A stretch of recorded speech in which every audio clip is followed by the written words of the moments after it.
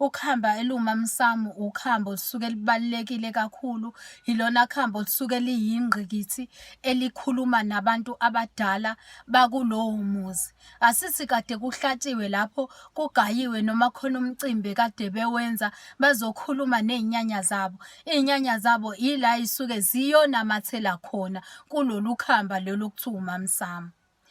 Wena uma umakhelwane umncane, usalindele okuhle empilweni yakho, awuphuzi umamsamo wasemzini yabantu. Awuphuzi ukhamba lesiZulu leli kade lihleli emsamu lasemzini abantu. Ngisho kungathiwa ikini.